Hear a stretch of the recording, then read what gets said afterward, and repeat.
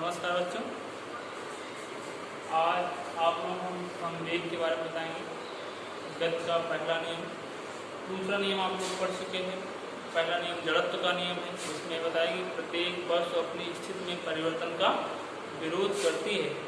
वस्तु के इसी गुण को क्या कहते हैं? जड़त्व कहते हैं। जड़त्व दो प्रकार का होता है, एक होता है विराम का जड़त्व, दूसरा होता है गति का जड़त्व। विराम का जड़त्व क्या है? यदि कोई वस्तु विरामावस्था में है तो वह सदैव विरामावस्था में ही रहती है जब तक कि उस पर बाह्य बल ना लगाया जाए। इसे विराम का जड़त्व कहते हैं। गति का जड़त्व क्या है? यदि कोई वस्तु गत्यावस्था में है अर्थात गतिमान अवस्था में है तो वह सदैव गतिमान अवस्था में ही रहती है जब तक कि उस पर कोई बाह्य बल ना आरोपित किया जाए। विराम की जड़त्व का उदाहरण क्या है? विराम की जड़त्व का व्यवहारिक उदाहरण है बेटा, जैसे कोई मोटर कार अथवा बस में कोई यात्री बैठा हुआ है। अगर मोटर कार अथवा बस अचानक चलती है तो मोटर कार में सीट पर बैठा हुआ व्यक्ति अचानक पीछे की ओर गिर जाता है। इसका कारण क्या है कि अगर कोई व्यक्ति मोटर कार अथवा बस में बैठा हुआ है तो उसका जो शरीर का निचला भाग है वह मोटर कार अथवा बस के संपर्क में है। शरीर का ऊपरी भाग मोटर कार अथवा बस के संपर्क में नहीं है। जब बस अचानक आगे की ओर चलती है तो जो यात्री के शरीर का वह निचला भाग जो कि बस अथवा मोटर कार के संपर्क में है वो तो गत्यावस्था में आ जाती है, लेकिन ऊपरी भाग जो बस अथवा मोटर कार के संपर्क में नहीं है विराम के जड़त्व के कारण और विरामावस्था में बनी रहना चाहती है, जिसके फलस्वरूप पीछे की ओर गिर जाते हैं। एक विराम के जड़त्व का व्यवहारिक उदाहरण है। दूसरा विराम के जड़त्व का व्यवहारिक उदाहरण क्या है? बेटा हम कंबल को हाथ में लेकर डंडे से पीटे तो कंबल से धूल के कण बाहर निकल जाते हैं। इसका कारण क्या है? कि बेटा जब कंबल को हम डंडे से पीटते हैं, जो कंबल है पहले विरामावस्था में लेकिन डंडे से पीटने का कारण गत्यावस्था में हो जाता है, लेकिन कंबल के जो रंध्रांश है, रंध्रांश जो सूक्ष्म स्थान होता है जहाँ धागा बना होता है उसमें धूल के कण जमे रहते हैं। वो विराम के जड़त्व के कारण विरामावस्था में ही बना रहना चाहते हैं।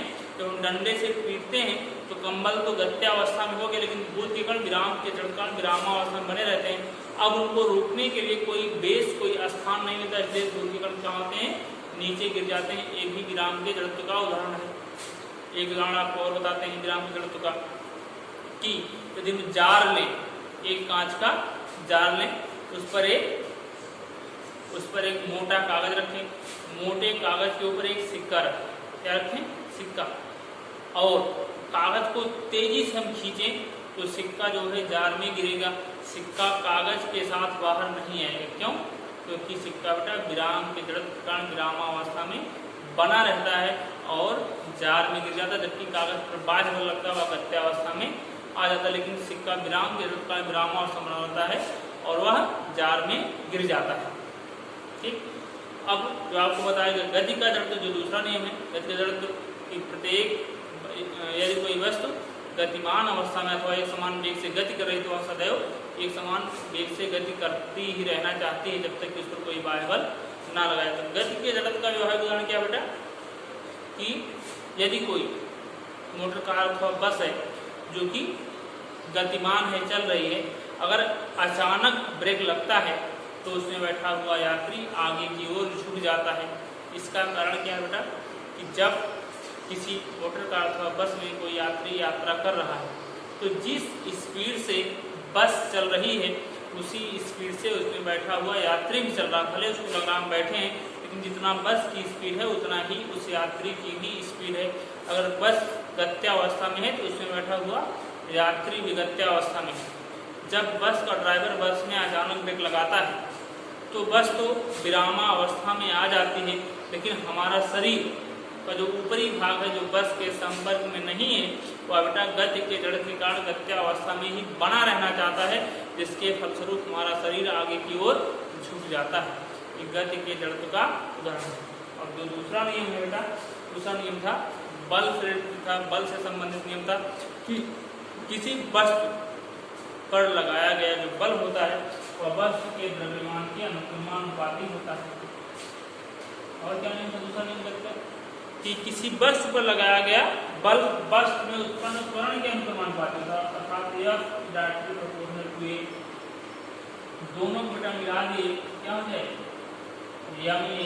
तो बेटा अनुनाद प्रातिशांकता एक नियतांक है, नियतांक क्या है के मान वायु की बात करें क्या होता है एक से बराबर क्या आ गया यम ए। यही गति दूसरी नियम है। ठीक, अब हम जानते हैं बेटा संवेग। क्या जानते हैं? संवेग क्या होता है? संवेग को मोमेंटम बोलते हैं इंग्लिश में। तो संवेग होता क्या है? किसी वस्तु के द्रव्यमान तथा वेग के गुणनफल को संवेग कहते हैं। किसी गतिशील वस्तु के द्रव्यमान तथा वेग के गुणनफल को संवेग कहते हैं। संवेग को बेटा P से प्रकट करते हैं। किससे? P से। P बराबर होता है द्रव्यमान गुणे वेग। द्रव्यमान को बेटा m से, वेग को v। यही बेटा आपका संवेग का सूत्र है। ठीक, अगर मात्रा की बात करें तो द्रव्यमान का मात्रक होता है किलोग्राम, वेग का मात्रक होता है मीटर पर सेकंड। तो संवेग का मात्रक कितना है? किलोग्राम मीटर पर सेकंड।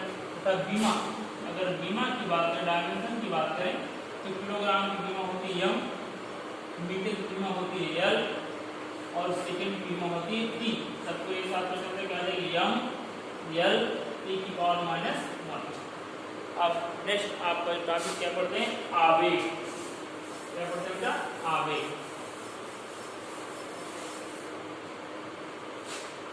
आवेग